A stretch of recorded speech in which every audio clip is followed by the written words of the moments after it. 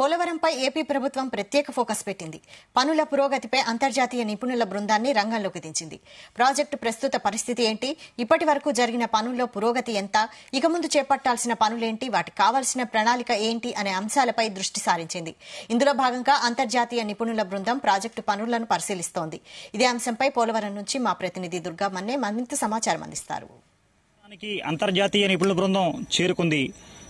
ముందుగా Polavaram project Hill View నుండి Polavaram project spillway ప్రాంతాన్ని అంతర్జాతీయ నిపుణుల బృందం పరిశీలించింది. అదేవిధంగా ప్రాజెక్టులోని ఎగువ దిగువ కాపర్ డ్యాం, అదేవిధంగా డయాఫ్రమ్ వాల్ ప్రాంతాలను పూర్తిగా అంతర్జాతీయ నిపుణుల బృందం పరిశీలించి పోలవరం ప్రాజెక్టుల యొక్క ప్రస్తుత పరిస్థితిపై ఇరిగేషన్ అధికారులను వివరాలు అడిగి తెలుసుకున్నారు. ప్రస్తుతం పోలవరంలో కీలక సాంకేతిక సవాళ్లను పరిష్కరించేందుకు అంతర్జాతీయ నిపుణుల బృందం పోలవరంలో దాదాపుగా 4 రోజుల పాటు మకం వేసి పోలవరం ప్రాజెక్టు యొక్క ప్రతి భాగాన్ని కూడా, అదేవిధంగా ప్రతి కట్టడాన్ని క్షుణ్ణంగా పరిశీలిస్తారు.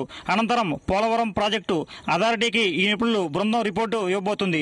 4 ఇంజనీర్లు, సివిల్ ఇంజనీరింగ్, హైడ్రాలిక్ నిర్మాణాలు, డ్యాం నిర్వహణ, అదేవిధంగా అంతర్జాతీయంగా నైపుణ్యత గల వారు ఏడాది పాటు వీరు అధ్యయనం కొనసాగుతుంది. ప్రతి 3 నెలలకు ఒకసారి అంతర్జాతీయ నిపుణులు పోలవరం ప్రాజెక్టుకు చేరుకుని పోలవరం ప్రాజెక్టు యొక్క పరిస్థితిపై ఆరా తీసి పోలవరం ప్రాజెక్టు అథారిటీకి ఎప్పటికప్పుడు సలహాలు, సూచనలు ఇవ్వనున్నారు.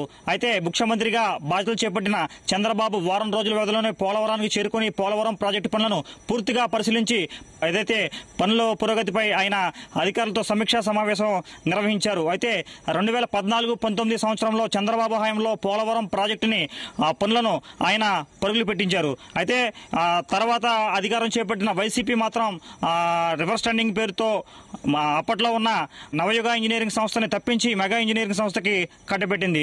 అయితే ప్రస్తుతం పోలవరంలో ఉన్న పరిస్థితి ఏంటి, అయితే ఇప్పటి వరకు పోలవరంలో పనులు ఏ విధంగా జరిగాయి, చేయాల్సిన పనులు ఎంత ఉన్నాయి అనే అంశంపై కూడా చంద్రబాబు ప్రత్యేక దృష్టి పెట్టారు. తన హయాంలో చంద్రబాబు పోలవరం ప్రాజెక్టు పూర్తి చేసేందుకు కూడా అడుగులు వేస్తున్నారు. ఈ విధంగా ప్రస్తుతం పోలవరంలో అనేక సమస్యలు ఉన్నాయి. ఈ సమస్యలను పరిష్కరించేందుకు కూడా చంద్రబాబు కేంద్ర నిపుణుల బృందం రంగంలోకి దించారు. అయితే మొత్తంగా పోలవరం ప్రాజెక్టు ప్రస్తుతం నిర్మాణం అంతర్జాతీయ నిపుణుల చేతిలో ఉందని చెప్పుకోవచ్చు.